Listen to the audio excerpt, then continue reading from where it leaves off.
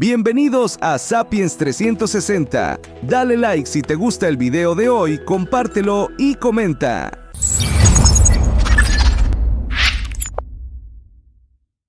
El secuestro más caro de la historia.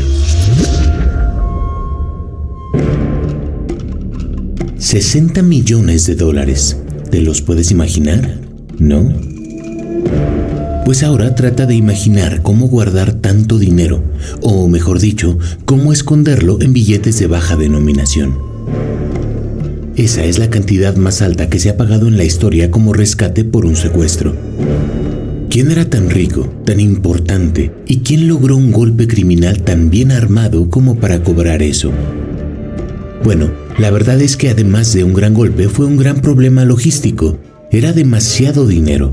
60 millones de los años 70 equivalen a $260 millones en la actualidad, según el cálculo de la periodista argentina María O'Donnell, que investigó el caso y lo reconstruyó en el libro titulado con el apellido de las víctimas, Born. Juan y Jorge Born se llamaban. Eran los hijos del dueño del grupo empresarial más importante de Argentina en aquel entonces, la compañía Bunge y Born. Tenían 39 y 40 años, se llevaban solo 11 meses, así que el plan para volverlos el botín más caro de la historia se llamó Operación Mellizas. Al final, el dinero del rescate siguió un camino sorprendente que involucró a organizaciones armadas, dirigentes políticos, empresarios poderosos y hasta al mismísimo Fidel Castro. Una historia compleja que atraviesa la política argentina de las últimas décadas y empezó con el pie izquierdo. El padre de los secuestrados se negaba a pagar. Durante más de 4 meses ni siquiera le contestó el teléfono a los secuestradores. Los Montoneros. Montoneros era un grupo guerrillero surgido a principios de los 70 en contra de la dictadura militar en Argentina y a favor de que volviera a gobernar Juan Domingo Perón, depuesto y exiliado en 1955. Perón regresó al país y ganó las elecciones en 1973. Por eso, el grupo había dejado las armas temporalmente. Pero el peronismo ya era un movimiento con distintas visiones y corrientes internas. El retorno de Perón acentuó las diferencias y el líder se inclinó por el ala derecha, el sindicalismo, y rompió con la izquierda, representada por las organizaciones juveniles guerrilleras como Montoneros. En las elecciones, que ganó con 62% de los votos, el general de 78 años llevó como vicepresidenta a su última esposa, Isabel Martínez de Perón, 36 años menor. Cuando Perón murió, tan solo 9 meses después, ella quedó al frente del gobierno. El cambio presidencial dio aires a la represión antisubversiva. En septiembre de 1974, Montoneros volvió a la clandestinidad, es decir, a la lucha armada, y para eso necesitaba dinero. Los secuestros se habían vuelto una manera común de grupos guerrilleros para financiarse. En 1973 hubo 170, con víctimas que incluyeron a directivos de empresas internacionales como Coca-Cola, Fiat o Peugeot. Así que Montoneros apuntó a lo más alto. La elección de Bunge y Born como objetivo no fue casualidad. El grupo era propietario de grandes extensiones de tierra y tenía empresas líderes en distintos rubros, como la textil Grafa, la productora de envases Centenera, la fabricante de pinturas Alba y Molinos Río de la Plata, una compañía alimenticia que producía algunas de las marcas más emblemáticas del país. En total, unos 17,000 trabajadores. Pero había algo más. Montoneros había recibido el dato de que el grupo tenía $200 millones de fondos en Suiza, así que podría pagar un rescate sin la necesidad de vender ni una de sus empresas. Para planear el gran golpe, le encargaron que investigara a la familia al periodista Rodolfo Walsh, que era miembro activo de la organización. Él concluyó que tanto el presidente del grupo, Jorge Born II, como el vicepresidente, Mario Hirsch, eran demasiado mayores y no podrían sobrevivir un periodo largo de cautiverio. Por eso eligieron a los herederos como objetivo. Los estudiaron durante meses hasta conocer todos los detalles de su vida cotidiana, y aunque su esquema de seguridad parecía invulnerable, encontraron la forma de alterarlo. Los hermanos Bourne vivían en Becker, una zona residencial acomodada de los suburbios de Buenos Aires, en una especie de fortaleza. 2 mansiones rodeadas de un paredón que ocupaban en conjunto media manzana y tenían vigilancia permanente. Tenían una vida social acotada, por prevención, pero seguían una rutina diaria establecida. Cada mañana, un chofer de la compañía pasaba a buscarlos a su casa y los llevaba a las oficinas del grupo en el centro porteño. La mañana del 19 de septiembre de 1974, la rutina se cumplió tal como estaba prevista. El chofer pasó a buscar un gerente del grupo primero y a los hermanos Bourne después. A las 8:15 de la mañana, el coche avanzaba por la avenida Libertador rumbo a las oficinas de Bunge Bourne. Unos metros más atrás, los seguía un vehículo con custodios. A mitad del recorrido se toparon con una desviación por unas supuestas obras en reparación a cargo de la empresa pública Gas del Estado. En realidad, todo era un montaje de montoneros. Los operarios eran guerrilleros disfrazados. El Ford Falcon gris en el que viajaban y el coche de la custodia doblaron hacia una calle lateral. Habían recorrido solo unos metros cuando fueron embestidos de frente por 2 autos. La operación duró tan solo 120 segundos. 2 grupos de montoneros vestidos como oficiales de la policía bonaerense bajaron de los coches y dispararon con ametralladoras contra los parabrisas mientras gritaban: ¡Alto, comunistas! Y ¡comunistas, hijos de puta! Era una maniobra de distracción. Como resultaba inevitable llamar la atención de los vecinos, simularon un operativo policial antisubversivo, algo frecuente en aquellos años. El operativo estaba cronometrado para minimizar los riesgos. Se cumplió a rajatabla y, al cabo de 2 minutos, los hermanos Bourne estaban encapuchados en el asiento de un tercer vehículo que Montoneros había preparado para escapar de la zona. El chofer y el gerente que acompañaban a los hermanos Bourne yacían muertos en el interior del Ford Falcon. El primer destino de los hermanos Bourne fue una cárcel clandestina llamada Piojo 1. Juan y Jorge fueron encerrados en celdas separadas. En realidad eran pozos de 2,5 metros de profundidad, 2 de ancho y 3 de largo. Las celdas estaban insonorizadas con planchas de poliestireno expandido o unicel. Por eso, a pesar de estar cerca, los hermanos no sabían nada uno del otro, ni siquiera si estaban con vida. Las celdas eran austeras. Dentro de cada una había una silla, un catre, un estante, una mesa y un balde que servía de excusado. La iluminación era poca y la ventilación inexistente. Los hermanos tenían solo 2 prendas de vestir, un calzoncillo y una camiseta blanca de algodón. Pasaron varias horas hasta que uno de los captores informó a los hermanos Bourne que habían sido detenidos por montoneros. Usó esa expresión, detenidos, no secuestrados. Para completar la primera etapa del operativo, unos días después los hermanos Bourne fueron trasladados a Piojo 2, una segunda cárcel clandestina. La razón era borrar cualquier rastro, porque ninguno de los militantes que participó en el secuestro conocía esta segunda ubicación. Una de las claves de la operación Mellizas fue el hermetismo. Cada uno de los involucrados conocía solo la información imprescindible para cumplir con su parte. Unos pocos guerrilleros tenían conocimiento de todos los detalles. La nueva cárcel estaba en una propiedad que, como fachada, funcionaba como una ferretería de barrio. Era atendida por los mismos montoneros. Las celdas eran prácticamente iguales a las de la primera cárcel, salvo porque no estaban enterradas. Ahora venía el momento de negociar el rescate, y desde ahí empezó mal. El primer contacto de montoneros con la familia fue una llamada telefónica al conmutador de Bunge Bourne. Hablaron con un empleado del grupo y exigieron el pago de $100 millones. Tan pronto Jorge Bourne padre conoció las pretensiones, cerró el canal de negociación. No quería escuchar nada más de ellos. Los guerrilleros no podían creerlo. ¿Qué clase de padre no atiende el teléfono a los captores de sus hijos? Y no es que fuera la primera reacción. Pasó 1 mes, 2, 3 y nada. Montoneros publicó un comunicado de prensa con un anuncio. Los hermanos Bourne iban a ser juzgados por un tribunal popular. La acusación era que la historia de Bunge y Bourne era la historia de la explotación del pueblo argentino. El objetivo del juicio sería que la empresa devolviera parte de lo que, según ellos, había saqueado al país durante años. Juan cooperó poco durante el juicio popular. Se había derrumbado anímicamente y permanecía tirado en la cama todo el día. Los captores incluso pensaron en medicarlo. No parecía capaz de soportar un encierro prolongado y eso les preocupaba. Jorge, en cambio, se consideraba lo suficientemente fuerte para resistir.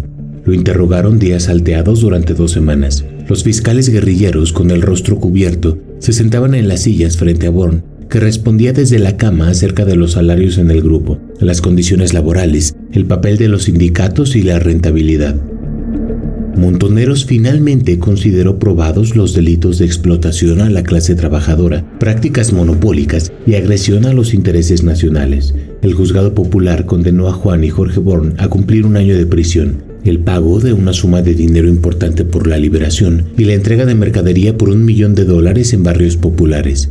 Además, la solución inmediata de los conflictos sindicales en las fábricas del grupo, la colocación de bustos de Juan Perón y Eva Perón en todas las plantas y la exhibición de un mensaje firmado por Montoneros en las pizarras de las oficinas de Bunge y Bourne. Jorge respiró aliviado. Desde su punto de vista, el juicio había sido una operación de propaganda. Lo único que buscaba Montoneros, concluyó, era dinero. El problema era que Jorge Bourne, padre, no estaba dispuesto a pagar el rescate. A comienzos de 1975, la negociación era un fracaso. Habían pasado 3 meses desde el secuestro y ninguno de los intentos de establecer un contacto con el empresario había prosperado. La conducción nacional de Montoneros decidió entonces enviar una señal imposible de ignorar. El 7 de febrero de 1975 asesinó a Antonio Muscat, gerente de administración de la fábrica de pinturas Alba. 8 días más tarde, baleó el frente de las casas de 2 gerentes de Molinos Río de la Plata. El mensaje era simple: todos debían sentirse amenazados. Para entonces la familia Bourne se había mudado a Punta del Este, una ciudad de playa en Uruguay muy frecuentada por las élites argentinas. Después del asesinato de Muscat, el vicepresidente del grupo, Mario Hirsch, se mudó a Madrid. Jorge Bourne, padre, se quedaba solo. Con el transcurrir de los meses, el vínculo entre Jorge Bourne III y los carceleros se había suavizado. Los guardias incluso compartían cigarrillos y hasta llegaron a jugar a las cartas y las damas con él, y un día decidieron contarle sobre la situación psicológica de Juan, que era una preocupación creciente para los guerrilleros. Fue la primera noticia que Jorge recibió de su hermano. Lo tranquilizó saber que estaba vivo, porque nunca antes se lo habían confirmado. Los carceleros le dijeron que creían que podía tener un cuadro psicótico y que un psiquiatra le había recetado alopidol, una droga para tratar delirios y manías. Jorge pidió que lo dejaran verlo. Cuando entró a la celda, se encontró con algo peor de lo que esperaba. Juan le gritó: ¡Salí, fantasma! No lo reconocía o creía que estaba alucinando. Mantuvieron una charla entrecortada, incoherente. Jorge quedó consternado. Era lo que buscaban los montoneros. Así que decidió escribir una carta a su padre, algo a lo que se había resistido hasta entonces. La hizo llegar a través de un amigo que ofició de correo. En ella contaba la situación de su hermano, aunque sin dar detalles sobre la gravedad del caso. También incluyó una sugerencia a su padre. Podía ofrecer $50 millones por el rescate. La carta fue acompañada de un texto de Montoneros de tono amenazante que insistía en la exigencia de los 100 millones. Bourne padre leyó los 2 textos y rechazó la propuesta. Era inviable, dijo, pero la sola mención de un monto menor era una señal, un código cifrado de su hijo que los guerrilleros habían dejado pasar, y daba a entender que la negociación ya había comenzado. Efectivamente, las conversaciones avanzaron a través del amigo de Jorge Bourne III, que actuaba como correo, y por llamadas telefónicas que debían cumplir protocolos estrictos para evitar las escuchas. Al poco tiempo, Montoneros aceptó dividir el rescate en 2 partes y liberar a Juan Bourne. El riesgo de mantenerlo encerrado era muy alto. Acordaron un pago de $30 millones y así fijaron el monto total, $60 millones por los 2. con todo y descuento, sería el secuestro más caro de la historia. El pago del rescate fue un gran problema logístico. En primer lugar, porque Montoneros quería cobrar en pesos y en Argentina. Los guerrilleros tenían deudas acumuladas y debían hacer frente a gastos operativos urgentes, pero Bunge y Bourne prefería pagar en el extranjero. No tenía dinero suficiente en el país y llevar fondos desde Suiza hasta Argentina era un riesgo que no querían correr. Bourne aceptó, sin embargo, hacer los primeros pagos en moneda nacional a través de un mecanismo pintoresco. Uno de los gerentes del grupo recibía la llamada de los secuestradores con las coordenadas para entregar el dinero. El gerente debía colocar los billetes dentro de cajas de vino Norton, manejar hasta donde le habían indicado y colocar la carga en la cajuela del coche señalado. Jorge Bourne pagó de esta forma el equivalente a $16 millones. Entonces anunció que no tenía más en pesos y debían buscar una alternativa. Esa alternativa estaba en La Habana. El líder de Montoneros, Mario Firmenich, viajó a la capital de Cuba y habló en persona con Fidel Castro sobre el tema. El grupo guerrillero tenía una buena relación con el régimen. Incluso muchos de sus militantes habían sido entrenados en la isla. Firmenich y Castro acordaron que el Banco Nacional de Cuba recibiera los depósitos en dólares. El dinero era enviado a través de valijas diplomáticas y se almacenaban en una caja fuerte del Ministerio del Interior cubano. Estaba en un lugar seguro, pero no generaba intereses. Para hacerlo necesitaban blanquearlo. A través de contactos en Checoslovaquia, Montoneros y el gobierno de Castro crearon un mecanismo para enviar los dólares desde la isla hacia un banco en Praga, que luego volvía a girar los fondos a Cuba. Así lograban que se perdiera el rastro del dinero. Bourne padre cumplió su parte del acuerdo, y el 23 de marzo de 1975, Montoneros liberó a Juan. Había pasado 6 meses secuestrado. Tan pronto estuvo en libertad, se fue a Berlín, porque una de las condiciones de la negociación era que se marchara hacia Europa. Al día siguiente, por seguridad, Jorge fue trasladado a una nueva cárcel clandestina. Pasaron 3 meses más, y cuando ya llevaban 9 cautivos, un día los carceleros entraron a la celda con una lámpara de rayos ultravioleta y lo expusieron a la radiación. Repitieron el procedimiento durante varios días. Jorge entendió enseguida qué pasaba. Lo estaban bronceando para liberarlo pronto. Pocos días después volvieron a trasladarlo, pero esta vez no lo encerraron en una celda. Lo dejaron en una habitación con ventanas y le dieron un saco, camisa, corbata, pantalones y zapatos nuevos. Se sentía extraño vestido con ropa limpia y elegante. Cuando estuvo listo, Mario Firmenich entró a la habitación con la cara descubierta. Era el primer rostro que veía en 9 meses, con excepción del de su hermano. El líder de Montoneros anunció entonces que ese mismo día lo iban a liberar. En la habitación de al lado los esperaba una sala repleta de periodistas de diarios locales y corresponsales extranjeros, como la agencia española EFE, la televisión alemana, ZDF, y de Buenos Aires Herald, un diario argentino que se publicaba en inglés. Era una conferencia de prensa clandestina. Cada uno de los presentes había sido convocado a través de canales secretos a una casa en Acasuso, una zona rica del conurbano bonaerense. El líder montonero había hablado durante 45 minutos y comunicado que habían cobrado $60 millones de Bunge y Bourne, lo que resolvía los problemas de financiamiento de la organización, aunque también remarcó que ese monto era pequeño en comparación con el presupuesto de defensa, 3 veces superior. La comparación no era arbitraria. Los montoneros veían a las Fuerzas Armadas como el enemigo a derrotar. Al finalizar, se había levantado del asiento y todos los presentes se habían puesto de pie, en una actitud casi reverencial.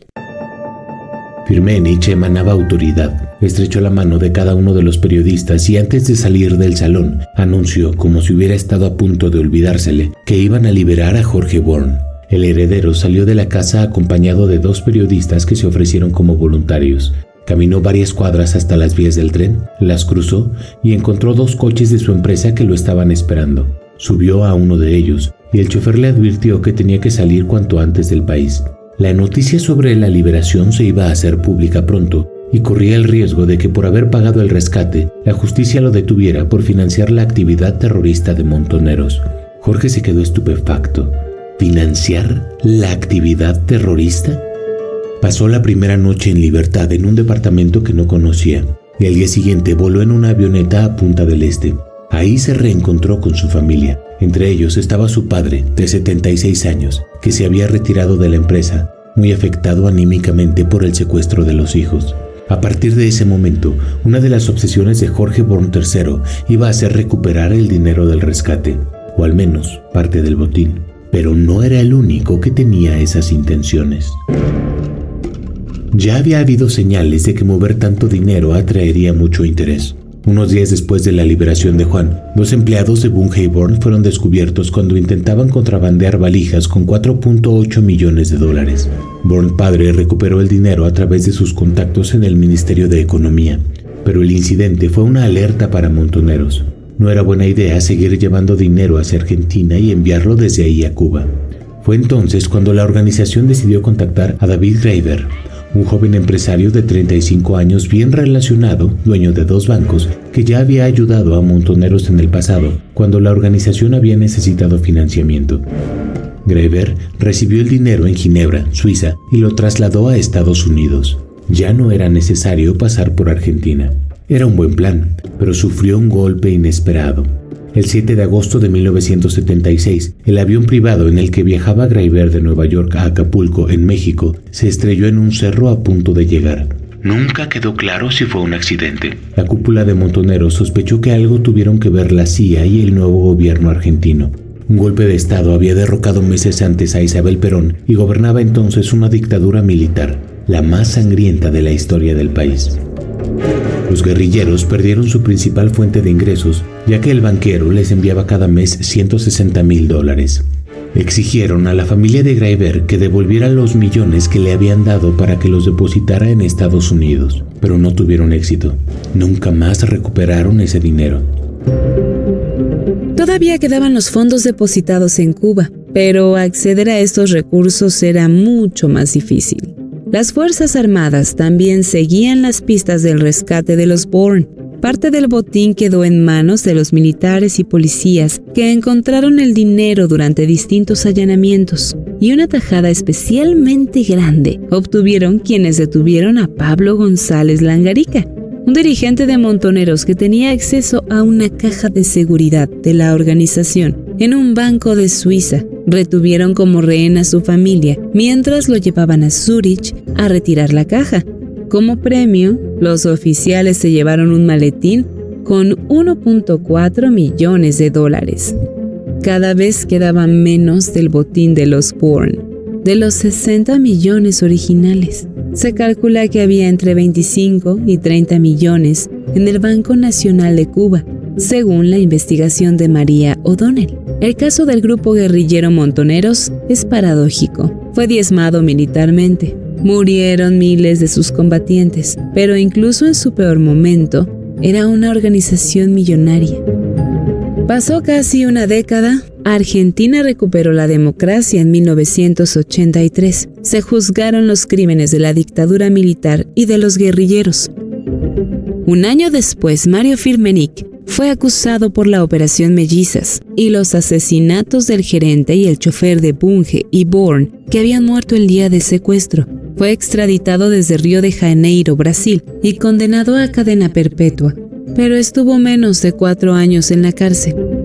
El dinero del rescate era todavía un botín apetecible.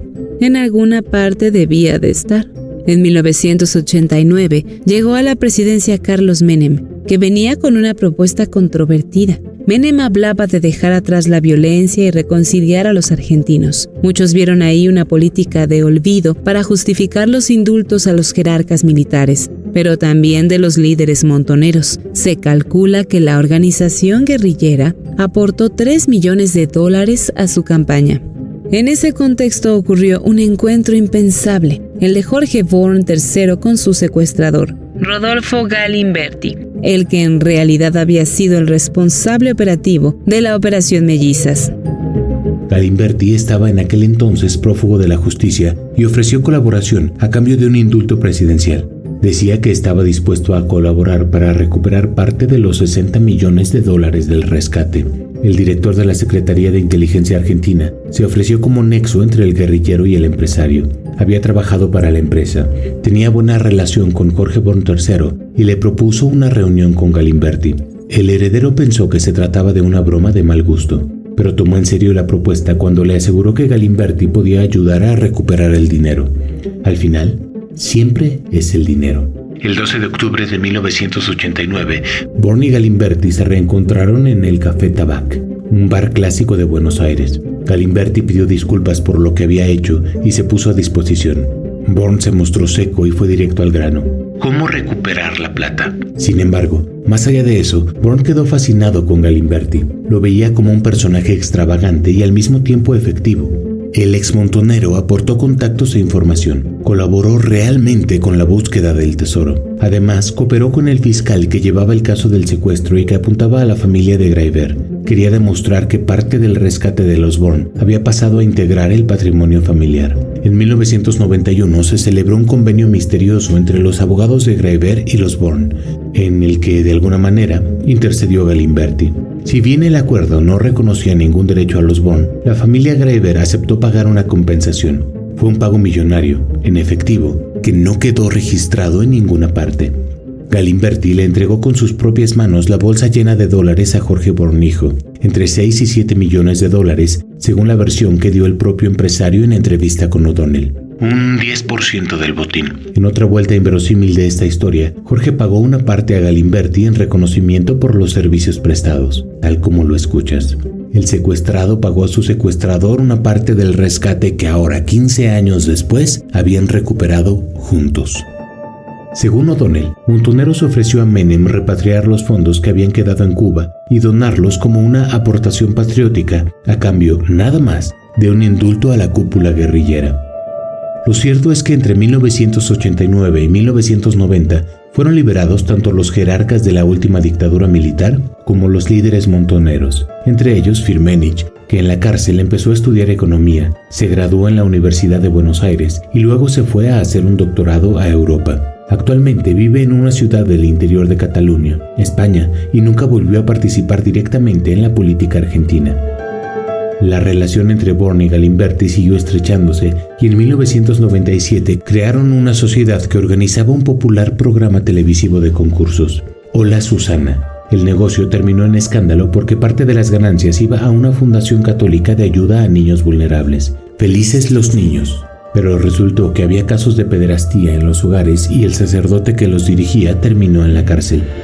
Galimberti murió en 2002 tras una vida extrema que inició con una militancia guerrillera en los 70 y terminó como empresario, rodeado del jet set argentino y convertido en socio del hombre al que había secuestrado en su etapa de montonero. Jorge Born III solo compartió el dinero recuperado con su hermano Juan, que se retiró de la vida empresarial. Eso no cayó nada bien en la empresa, de donde habían salido los fondos para pagar el rescate. Jorge había asumido la presidencia del grupo en 1987 tras la muerte de Mario Hirsch, que había reemplazado al patriarca de los Born. Se había preparado durante toda la vida para ese momento, pero fue el presidente más efímero de Bunge y Born en la historia del grupo. Estuvo al frente de la compañía hasta 1991, cuando un grupo de accionistas lo destituyó. Tras su caída, la compañía mudó su casa matriz a Estados Unidos y cambió de nombre. Eliminó el apellido Born, que tantos dolores de cabeza había traído. La firma hoy cotiza en la bolsa de Nueva York como Bunge Limited. Born es historia. ¡Hasta la próxima!